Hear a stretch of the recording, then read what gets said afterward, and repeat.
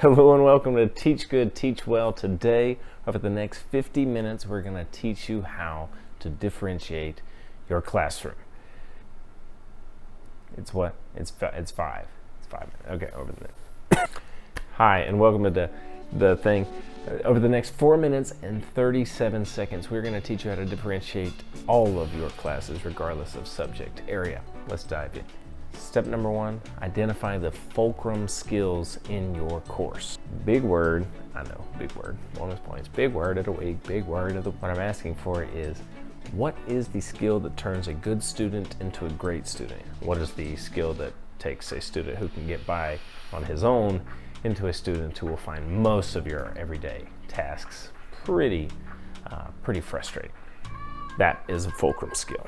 So a fulcrum skill for me is vocabulary. What's going to turn a good reader in 8th grade into an amazing reader the higher that student's vocabulary goes? On the other hand, what is going to be the thing that pushes a student from can kind of get by into everything you're trying to get me to do is frustrating me? That'd be a lack of phonics skills or a lack of fluency. I want to make sure that my fulcrum skill is something I can identify, which leads us to step number 2.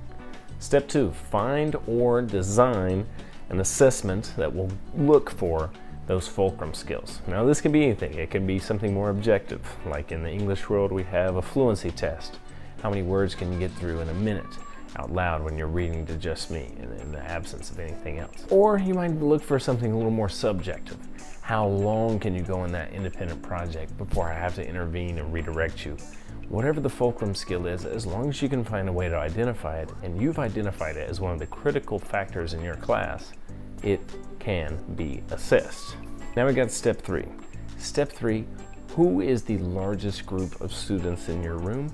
That is now who you build your lessons toward. A typical class for me, there's not a majority of students in the room who struggle with phonics. That's only going to be a handful at most who are still struggling by the time they get to high school.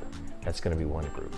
Then there's also going to be a group that's pushing up into the next level of the courses. So if I'm an English 1 teacher, they're pushing into the content of English 2 and English 3. They can handle that type of text.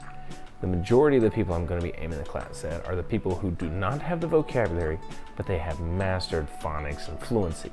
I think, just practically speaking, you got to go for whichever group is the largest in your classroom and build from there. Step 4, you're designing engaging class-wide lessons.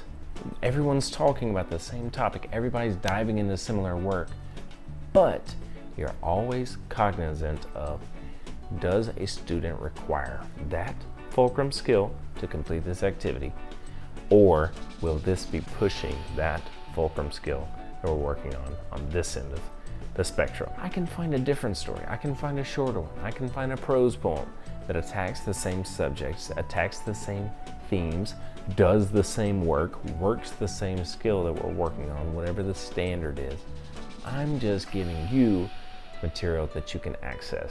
You speak Spanish, you speak Arabic, hey, let's rock, because we're all working on the same thing at the same time.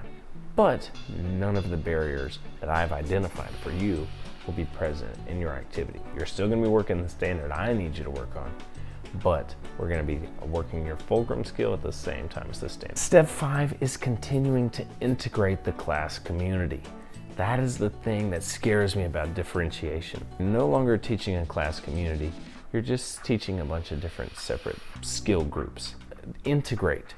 So now that each student has work that they can access or work that is pushing them and challenging them appropriately, that's why we design those active lessons, so that at the end, or as we close the lesson, or even throughout the lesson, you got that story, they got this story, they got that story, but they have enough shared links between them that we can talk it out.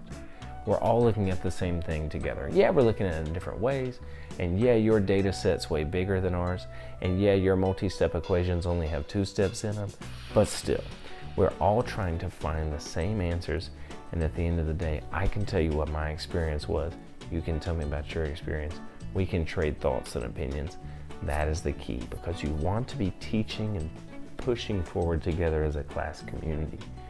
You want an integrated approach where they feel like we're all approaching the same big idea. Keeps your momentum as a class, keeps your momentum as a teacher, and that's how you do it.